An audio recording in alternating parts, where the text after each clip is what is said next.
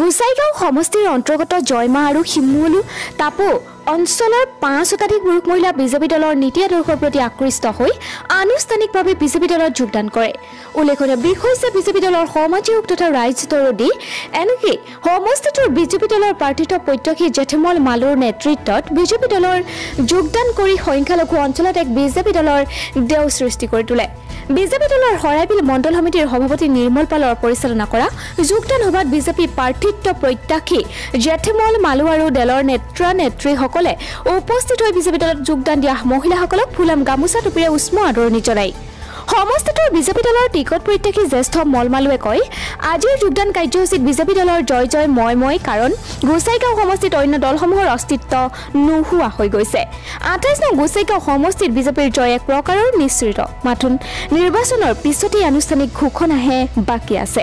গোসাইগাঁৱৰ পৰা আজিজুল হক ৰিপৰ্ট, খবৰ 24x7। দিনত ভাৰতীয় জনতা পাৰ্টিৰ 28 নম্বৰ গোসাইগাঁও বিধানসভাত জয় জয় মই অৱস্থা হৈ আছে। আজিৰ দিনত গোসাইগাঁও 28 নম্বৰ সমষ্টিত ভাৰতীয় জনতা পাৰ্টিৰ কোনো কম্পিটিটৰ দল নাই।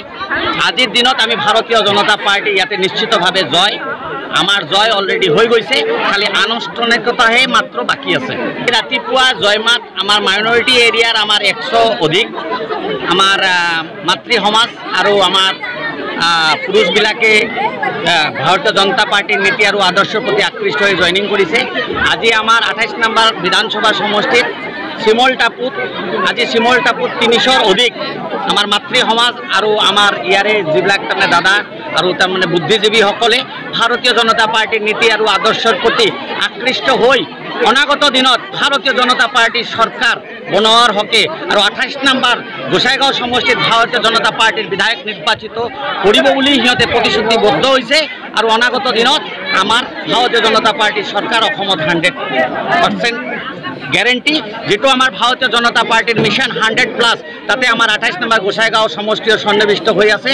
গতিকে ইয়াত আৰু কোনো ভুল নাই আৰু আজিৰ দিনত গোসাইগাঁও সমষ্টিত আমাৰ কোনো কম্পিটিটৰ ৰাজনৈতিক দল নাই।